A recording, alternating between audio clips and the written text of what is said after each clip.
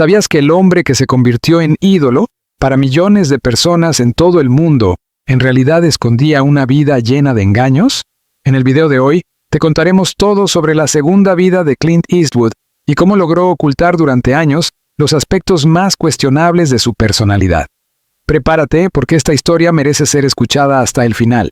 Clint Eastwood llegó a Hollywood como un hombre prácticamente imposible de descifrar, y durante décadas esa impenetrabilidad se transformó en su mejor máscara.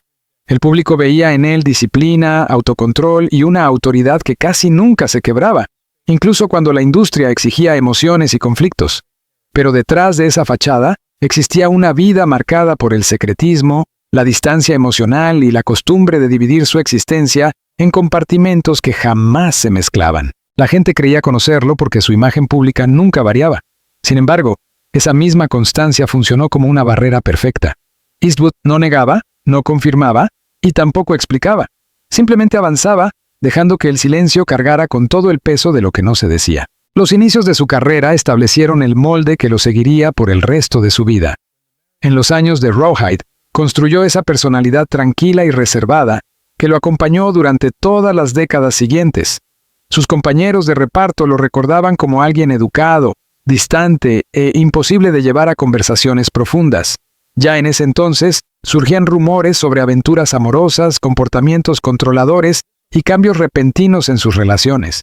Pero todo eso se desvanecía porque el público prefería al vaquero que nunca abandonaba su personaje. Los ejecutivos de Hollywood entendieron rápidamente el poder de esa narrativa y la explotaron al máximo. Eastwood garantizaba éxito en taquilla, y ningún estudio quería que la curiosidad del público dañara la imagen que les generaba tantas ganancias. Durante la época de los westerns italianos, la distancia entre su figura pública y su vida privada se hizo aún más grande. Trabajó con Sergio Leone, perfeccionó el arte de decir más con menos palabras y se convirtió en el rostro de una nueva masculinidad basada en el silencio. Ese mismo silencio protegía su vida sentimental, que él mantenía repartida entre varias relaciones simultáneas. Fue en esos años cuando tuvo hijos que no fueron reconocidos públicamente hasta mucho tiempo después, algo confirmado más tarde por documentos e investigaciones. Sus vínculos afectivos se superponían sin explicaciones. Quienes trabajaron cerca de él describieron a un hombre capaz de mostrarse cariñoso en un momento y completamente inaccesible al siguiente. Esa dualidad quedaba oculta porque jamás permitía que los periodistas llegaran lo suficientemente cerca como para exponerla. Su matrimonio con Maggie Johnson siguió el mismo patrón: largas ausencias, separaciones prolongadas y romances privados que se volvieron parte de la rutina. El matrimonio sobrevivió solo en apariencia, mientras su vida real se fragmentaba en múltiples direcciones que permanecieron invisibles durante años. Registros posteriores mostraron que había tenido hijos durante ese periodo, sin reconocerlos hasta que fueron adultos. El mundo veía estabilidad, pero esa estabilidad existía solo en las fotografías, no en la realidad. Cuando su carrera como director comenzó a crecer, también aumentó su poder dentro de la industria, lo que le dio aún más protección frente a cualquier escrutinio. Los actores lo describían como un profesional concentrado, eficiente y poco tolerante con las discusiones innecesarias. Ese estilo le valió respeto y premios, pero también creó un entorno donde nadie se atrevía a cuestionarlo. Su autoridad se aceptaba sin resistencia, lo que permitió que su vida personal se volviera aún más compleja. Relaciones que se iniciaban, terminaban y se superponían. Parejas que descubrían verdades dolorosas después de años. Algunas que se enteraban de la existencia de otras mujeres a través de los tabloides y no por él mismo. Estos relatos no provenían de simples rumores, sino de entrevistas, documentos legales y testimonios que saldrían a la luz mucho después. Con la llegada de Internet, todo lo que antes había sido ignorado o minimizado empezó a analizarse más profundamente. Usuarios y comentaristas destacaban la cantidad de hijos no reconocidos, las relaciones simultáneas y la constante incapacidad emocional que parecían repetir quienes lo habían conocido. Debates enteros citaban artículos de People, Los Angeles Times y otros medios que habían investigado cronológicamente su vida privada. La era digital amplificó aquello que las décadas anteriores habían preferido pasar por alto. Las conversaciones comenzaron a cuestionar la manera en que trataba a sus parejas, su poca disposición a involucrarse con las familias que él mismo formaba y la forma en que permitía que el público viera solo una versión de su identidad, mientras otra vivía una existencia completamente distinta. Para cuando alcanzó la cima de su carrera como director, las diferencias ya eran imposibles de ignorar. Mientras Eastwood llevaba al cine historias sobre justicia, ética, valentía y consecuencias, mantenía sin resolver sus propias contradicciones personales. Los críticos no tardaron en señalar esta ironía. Un cineasta que exploraba sacrificio y responsabilidad en pantalla, pero que en su vida privada evitaba actuar con la misma transparencia. Estas observaciones no surgían del chisme, sino de entrevistas confirmadas y reportajes históricos. Aún así, como Eastwood jamás respondía a estas críticas, el debate adquirió un tono de frustración silenciosa. La gente deseaba explicaciones de un hombre que había construido toda su carrera sobre el silencio. Con el resurgimiento de antiguos perfiles y reportajes, una imagen más completa comenzó a tomar forma. Mostraban a un hombre que durante más de 3 décadas había llevado vidas paralelas, equilibrando el respeto público con fracturas privadas que permanecían invisibles porque muy pocos se atrevían a unir las piezas. Sus logros eran indiscutibles. Su influencia en el cine seguía intacta. Pero el mundo personal que había construido detrás de esa leyenda revelaba un patrón que obligaba al público a replantearse la imagen que creían conocer. No se trataba de un error aislado, sino de una estructura prolongada de secretismo. Todo, sin embargo, empezó a derrumbarse cuando la verdad salió a la luz. La realidad que Clint Eastwood ocultó durante décadas no emergió mediante una confesión. Apareció poco a poco, a través de certificados de nacimiento, documentos judiciales, entrevistas públicas y discretos reconocimientos que surgieron mucho después de que las consecuencias ya estuvieran asentadas. Durante años, él se movió por Hollywood con la seguridad de alguien que creía que su vida privada permanecería sellada para siempre. Pero ese sello terminó por romperse. Y cuando lo hizo, la magnitud completa de su vida oculta obligó al público a enfrentarse con un patrón que se había formado desde los primeros años de su carrera. Una de las primeras revelaciones llegó a través de reportes confirmados sobre los hijos que no había reconocido durante su infancia. Varios medios explicaron que había tenido una hija a finales de los años 50 y que nunca la reconoció públicamente. Ese hecho solo salió a la luz décadas más tarde, cuando ella volvió a conectar con otros hermanos que también habían crecido lejos del foco mediático, y esa no fue la única revelación. Con el tiempo, los periodistas documentaron más hijos provenientes de relaciones que se superponían de maneras que el público jamás imaginó.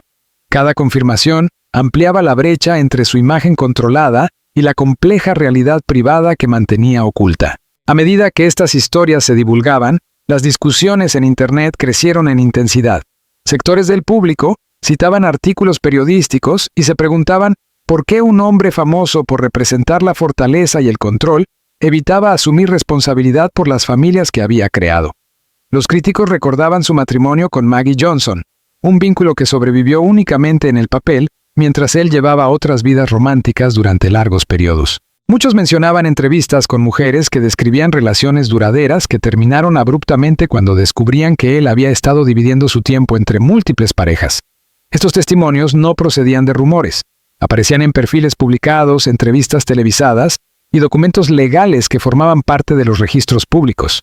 Uno de los casos más comentados fue el de Roxanne Tunis. Su relación se prolongó durante más de una década y juntos tuvieron una hija. Aquella historia transcurrió completamente fuera de su matrimonio, y él no la reconoció públicamente, sino hasta muchos años después. Cuando esta verdad salió a la luz, los críticos en foros y redes sociales cuestionaron cómo había logrado ocultar durante tanto tiempo una parte tan importante de su vida, tanto a la industria como a los fans que creían conocerlo. El relato de Sondra Locke se convirtió en otro punto decisivo. Su libro autobiográfico y los documentos legales que presentó revelaron una relación de más de 13 años. Locke describía un mundo construido sobre promesas, proyectos profesionales compartidos y una aparente estabilidad. Pero con el tiempo, descubrió que Eastwood mantenía simultáneamente otras relaciones de largo plazo. Cuando su vínculo terminó, se iniciaron disputas legales. Los registros judiciales detallaban acuerdos financieros, conflictos sobre propiedades y una dinámica que desmentía por completo la imagen pública del actor-director. Locke también habló de los obstáculos profesionales y personales que vinculaba directamente a él. Todos estos detalles fueron ampliamente difundidos por medios nacionales. Una vez que el público comprendió la magnitud del conflicto, las discusiones se intensificaron. En las comunidades digitales, los debates se centraban en la ética de un hombre que había sostenido varias vidas en paralelo mientras controlaba cuidadosamente qué parte de esa realidad llegaba al público. El patrón continuó con Jocelyn Reeves, una azafata cuya relación con Eastwood dio como resultado 2 hijos. Sus identidades permanecieron fuera del conocimiento público hasta que llegaron a la adultez. Más tarde, documentos e investigaciones periodísticas confirmaron la secuencia de los hechos. Para muchos comentaristas en línea, este capítulo se convirtió en uno de los ejemplos más claros de su doble vida. Señalaban cómo los hijos crecieron completamente alejados del mundo de Hollywood, mientras su padre mantenía una reputación global basada en la integridad y la autosuficiencia. A medida que estas historias salían a la luz, Internet reconstruía su historia personal casi en tiempo real. Usuarios en foros analizaban artículos de People, Los Angeles Times y Vanity Fair, observando la repetición constante de relaciones prolongadas, compromisos superpuestos y finales repentinos. Las reacciones del público se volvieron más tajantes.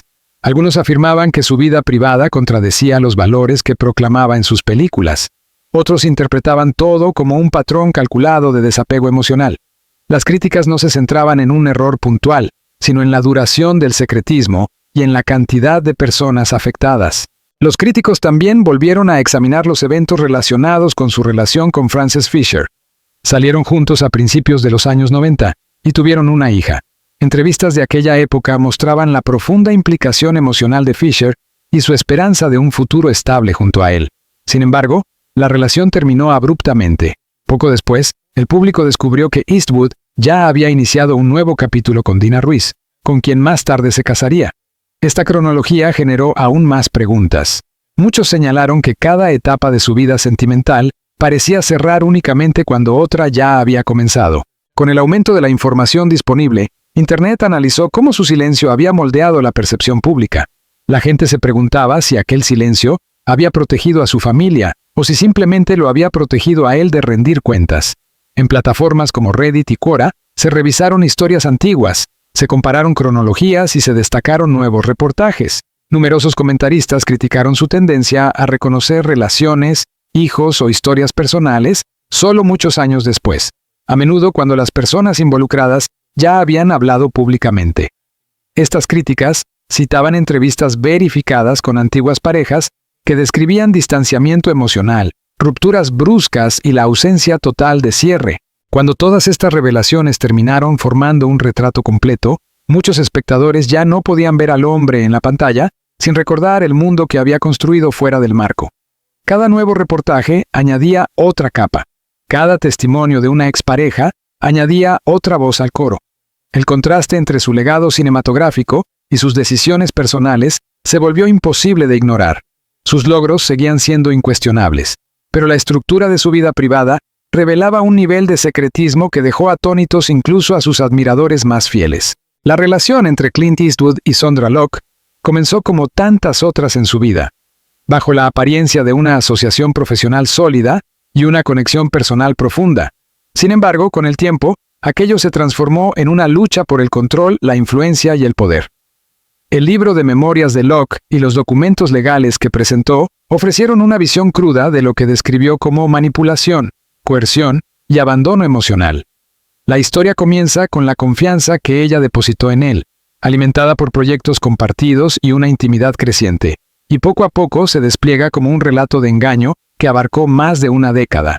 Incluso antes de los juicios, Locke había registrado patrones privados que el público jamás llegó a ver. Aquellos patrones que Locke describía incluían un secretismo constante, vidas que se superponían y un nivel de control que marcaba cada interacción entre ambos.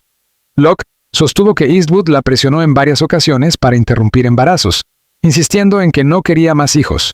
Según sus declaraciones, no se trataba de simples conversaciones, sino de presiones insistentes, cargadas de tensión emocional. También afirmó que él la alentó a someterse a una esterilización. Estos hechos aparecen mencionados en documentos judiciales y repetidos en numerosas biografías, estableciendo un patrón claro de influencia sobre decisiones íntimas y profundamente trascendentales. El público desconocía estos detalles en aquel momento, y el silencio que los envolvió se convirtió en otra pieza dentro de la estructura más amplia de su doble vida.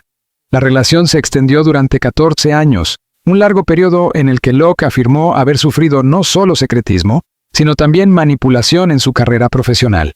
Durante el proceso legal descubrió que Eastwood había gestionado para ella un contrato de desarrollo con Warner Bros., que, en realidad, no tenía intención de impulsar su trayectoria. Los documentos señalan que aquel acuerdo estaba diseñado para fracasar, manteniéndola ligada al estudio sin posibilidades reales, mientras él continuaba controlando su futuro profesional. Abogados y periodistas describieron aquella situación como un intento deliberado de limitar sus oportunidades. Reportajes de la época confirmaron que ese contrato fue financiado y facilitado gracias a la influencia de Eastwood, con el objetivo de proteger su propia narrativa y mantener el control dentro de la relación. A medida que la relación se deterioró, los métodos de control escalaron. En una ocasión, Locke regresó a la casa que compartían y encontró las cerraduras cambiadas y sus pertenencias retiradas. Varias fuentes han corroborado este episodio, describiéndolo como un acto tanto legal como psicológico, un gesto de autoridad destinado a desplazarla temporalmente y humillarla ante la opinión pública.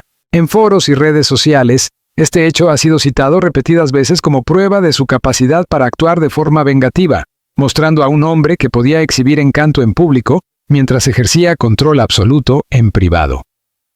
El biógrafo Patrick McGilligan destacó esta faceta en sus investigaciones, remarcando la habilidad de Eastwood para moldear la percepción pública y proteger su imagen con una frialdad calculada, a menudo dejando expuestos a quienes estaban más cerca de él. La demanda de Locke por patrimonio y fraude sacó a la luz por primera vez estas realidades tan privadas. Los archivos judiciales muestran su argumento. El contrato con Warner Bros. Era una farsa, y las acciones de Eastwood habían tenido repercusiones concretas sobre su carrera. Esa documentación, hoy fácilmente accesible, confirmó lo que ella llevaba años sosteniendo. Eastwood había estructurado la relación y los acuerdos profesionales de forma que él resultara beneficiado, mientras ella quedaba restringida. La cobertura mediática de aquel proceso, incluida la del Washington Post, destacó no solo los detalles legales, sino también el fuerte contraste entre el personaje heroico que Eastwood interpretaba en pantalla y el comportamiento privado que describían los documentos. Los patrones revelados en el caso Locke resonaban con historias provenientes de otras relaciones. Él continuó viviendo con identidades paralelas, alternando parejas, manteniendo hijos fuera del reconocimiento público y reforzando una distancia emocional constante. Críticos y usuarios en línea observaron esta coherencia en el comportamiento, destacando cómo coincidía con los testimonios de otras mujeres, como Jocelyn Reeves y Frances Fisher. Los debates mencionaban repetidamente el uso de su riqueza, influencia y celebridad como herramientas para mantener el secretismo. Hilos en Reddit, blogs archivados y comentarios de fans señalaban episodios exactos de la vida de Locke, subrayando el impacto psicológico de convivir durante tantos años con alguien que ejercía poder sin asumir responsabilidad. Durante todo el proceso legal, Eastwood se mantuvo mayormente en silencio, limitándose a responder con frases generales cuando la prensa lo cuestionaba. Los relatos de Locke y los documentos judiciales mostraban la imagen de un hombre capaz de encantar al público y resguardar su reputación mientras ejercía, en privado, un control metódico y calculado. El contraste entre el reconocimiento público y el conflicto íntimo se volvió innegable. Escritores y comentaristas describieron una tensión constante entre el héroe cinematográfico que había personificado durante décadas y la serie de manipulaciones personales documentadas en los registros oficiales. Con el tiempo, la percepción pública cambió. La figura del estoico silencioso dejó de ser aceptada sin cuestionamientos. El público empezó a comprender que aquella reputación había sido construida mediante revelaciones selectivas y un manejo preciso de su imagen. Los críticos argumentaban que las consecuencias de sus actos trascendían las relaciones personales, reflejando un patrón más amplio de control emocional y secretismo sostenido a lo largo de décadas. En foros digitales, los usuarios diseccionaban la cronología, analizando cómo su vida privada había podido permanecer oculta mientras su carrera profesional prosperaba, y examinaban las repercusiones psicológicas para quienes formaron parte de esa historia. Las revelaciones sobre la vida privada de Clint Eastwood obligaron al público a replantearse todo lo que creían saber. Internet. Décadas después de todos estos acontecimientos, Internet se convirtió en el espacio donde se empezó a desenredar la doble vida que él había sostenido durante tantos años. Hilos de Reddit, blogs archivados y foros de discusión reconstruyeron con precisión la cronología de sus relaciones, los hijos que había mantenido ocultos y los conflictos legales que revelaron patrones de control. Los usuarios citaban entrevistas verificadas con Sondra Locke, Frances Fisher, Jocelyn Reeves y Maggie Johnson.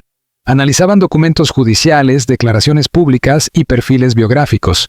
Lo describían con términos que iban desde narcisista hasta vengativo, examinando las consecuencias emocionales para las mujeres y los hijos que quedaron atrapados en estas vidas paralelas.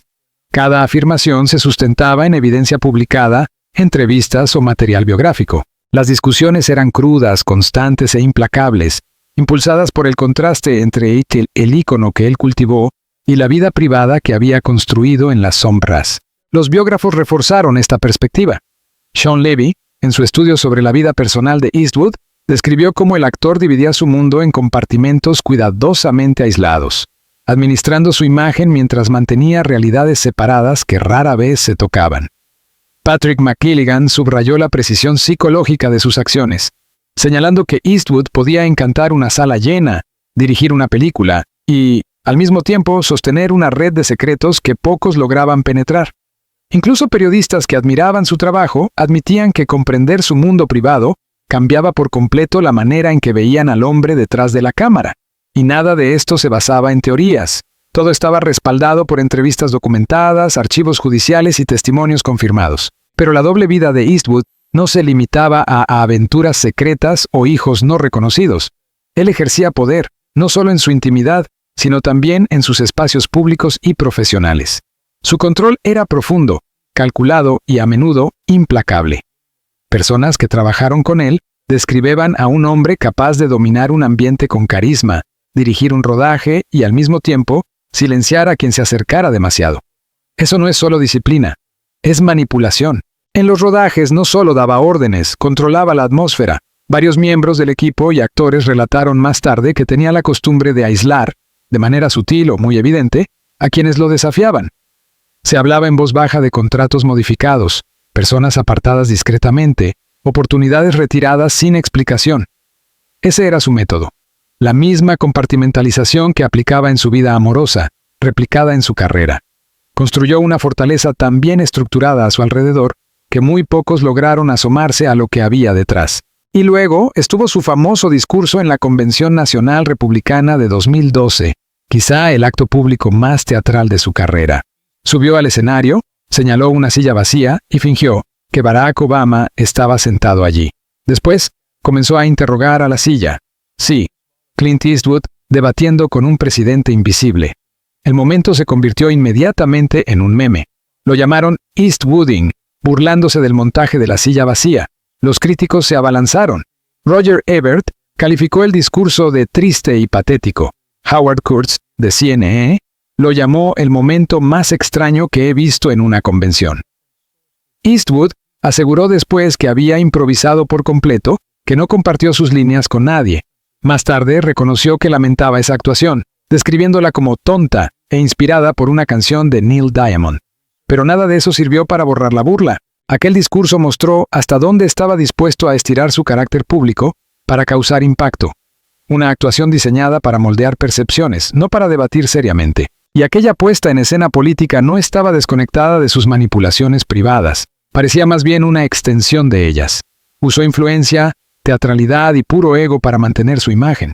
No se trataba solo de ocultar secretos, se trataba de controlar absolutamente todo a su alrededor. Y la gente lo vio. Reddit estalló en comentarios. Debatió con una silla vacía y perdió. Otro escribió: una cosa es ser viejo, otra es gritarle a una silla.